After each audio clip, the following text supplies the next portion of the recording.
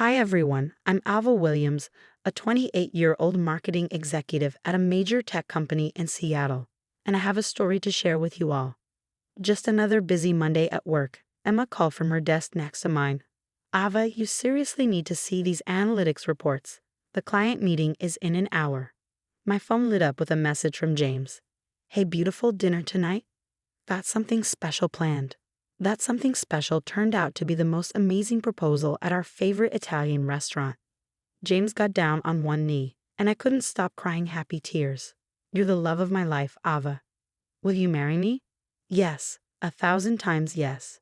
I jumped into his arms, not caring that everyone in the restaurant was watching. Emma squealed when I showed her the ring the next day. It's gorgeous, girl, but did James pick this out himself, or did Patricia help? Why do you say it like that? I replied, just have you noticed how his mom always has to be involved in everything? Remember when she accidentally showed up at your anniversary dinner? I brushed it off then, but Emma had a point. Within a week of our engagement, Patricia was already taking over. Darling, I've already called the Westbrook Hotel. They are holding their grand ballroom for us, she declared. But Mrs. Reynolds, James and I were thinking of a garden wedding. I replied, oh sweetie, outdoor weddings are so casual, and please call me Mom. My own mom, Diana, noticed my stress during our weekly lunch. Baby, you're not looking happy for someone who just got engaged. Mom, I don't know what to do. Patricia's steamrolling every decision. She even tried to pick my wedding planner. You know I raised you alone after your father left, and I taught you to stand up for yourself. Don't let anyone rob you of your joy. Things got more complicated when James and I started house hunting. Honey, why look at downtown apartments? Patricia interrupted our conversation. There's a lovely house next to us in the suburbs. Mom, Ava's office is downtown, James replied, but his voice lacked conviction. Later that night, I confronted James gently. Babe, I notice you rarely disagree with your mom. She just wants what's best for us, Ava. She's always been there for me. But shouldn't we make our own decisions? Emma's words from earlier that day echoed in my head. Ava, I love you, but you need to open your eyes. This is just the beginning. If you don't set boundaries now, Patricia will control your entire marriage. Looking at James's conflicted face as he checked another message from his mom, I felt my stomach twist. I was madly in love with him, but Patricia's shadow seemed to loom larger every day. The woman even had opinions about what coffee maker we should register for. As I lay in bed that night, I couldn't shake the feeling that my dream engagement was slowly turning into something else entirely. It's totally normal to have mother-in-law drama, I told myself, but deep down, I knew this was different. This was just the tip of the iceberg, and I had no idea how right I was. Black is much more appropriate for someone with your history. Patricia's words echoed through the bridal boutique. My hands trembled as I clutched the white lace gown I'd been dying to try on. What exactly are you implying? My voice shook with anger. Well, darling, I've heard about your college years. 3 boyfriends. White is for pure brides. The boutique owner's jaw dropped.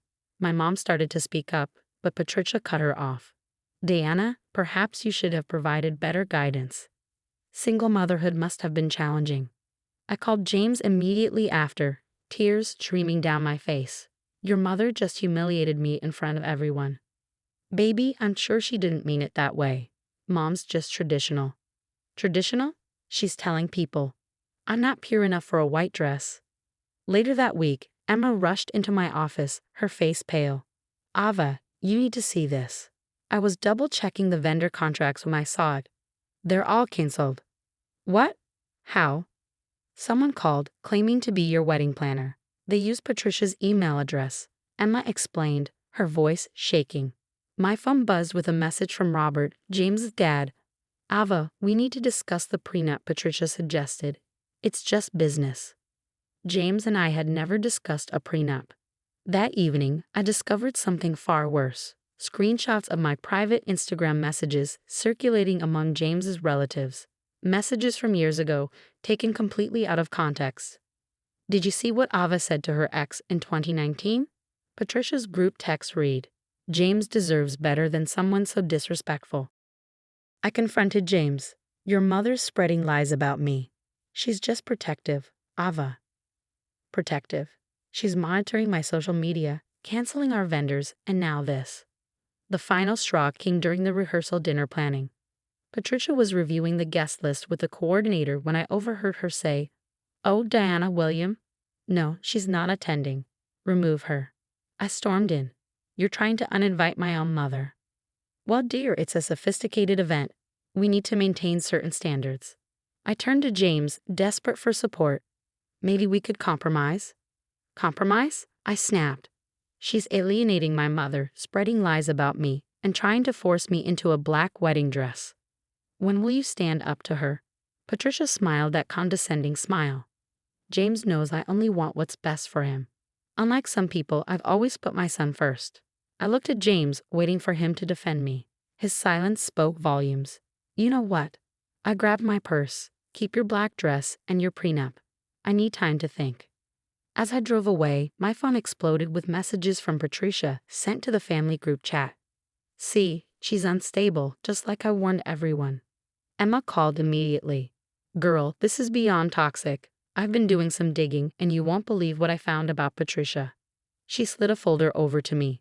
"Look what I found digging through public records." My hands shook as I read through the documents. Patricia had been controlling the family's trust fund, limiting Robert and James's access while freely using it herself. "Your father-in-law-to-be has to ask permission for his own money," Emma explained. I scrolled through more files. "And those loans James gets, they're his own inheritance." There was more. 3 other ex-girlfriends had reached out after my social media post. "Listen to this text," one of them wrote. "Patricia told everyone I was cheating. I lost all my friends." I marched into James' office that afternoon, evidence in hand. "Babe, we need to talk. Now."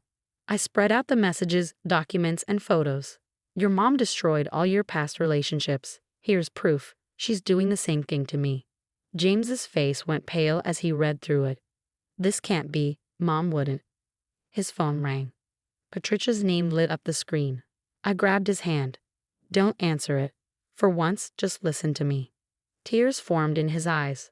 "All these years, she said she was protecting me." "She's controlling you, James. She's using your inheritance as a leash. But she's my mother." Just then, my phone buzzed. It was the wedding venue. "Is this Miss William? We received a cancellation request from your mother-in-law." "What?" "No, don't cancel anything." James overheard and finally snapped. "She's canceling our venue now without even asking us." "That's not all." I pulled up the trust fund documents. "She's been controlling your money, your relationships, your whole life." James slumped in his chair. "I know she's difficult, but how do I just cut off my own mother?" "I'm not asking you to cut her off," I said softly.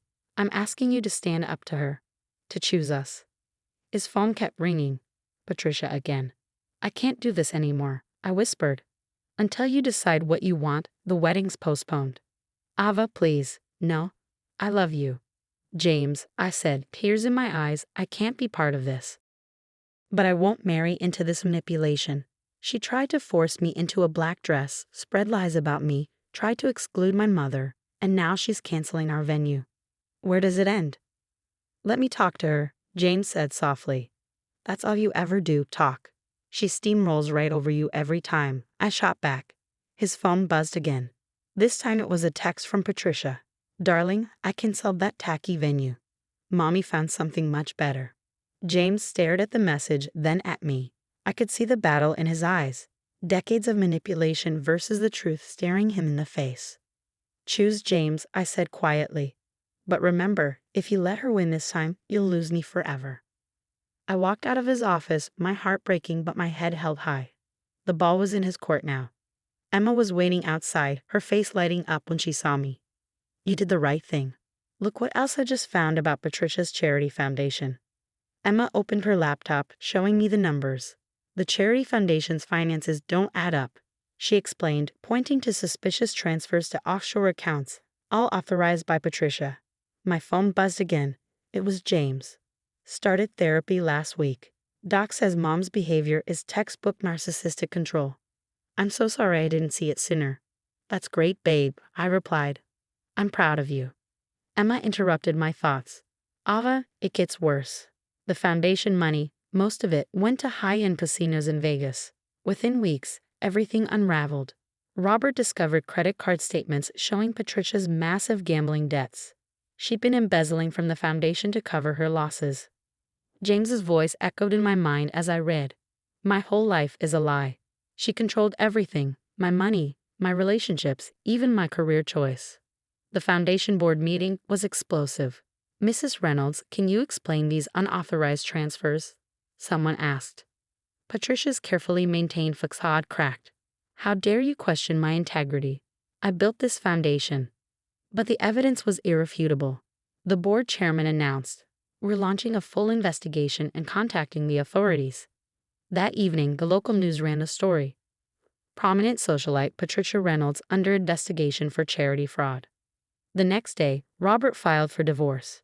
She gambled away our savings, he told James. I'm done. The country club canceled Patricia's membership. Her society friends stopped taking her calls. Her carefully crafted world crumbled. 6 months later, I walked down the aisle in my dream white dress, my mom beaming from the front row. James stood tall, finally free from his mother's shadow. You look pure and perfect, he whispered as I reached him. Patricia wasn't there. She was too busy meeting with her criminal defense lawyers. We honeymooned in Hawaii. While the headlines read, Patricia Reynolds pleads guilty to embezzlement. The last I heard, she's facing jail time. Her friends abandoned her. Robert's divorce settlement left her nearly broke, and her reputation was in ruins. Meanwhile, James and I bought our dream downtown apartment.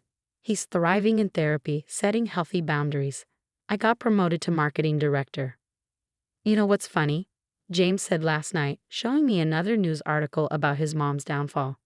She tried to control everything so tightly, she ended up losing it all. While we're here, happier than ever.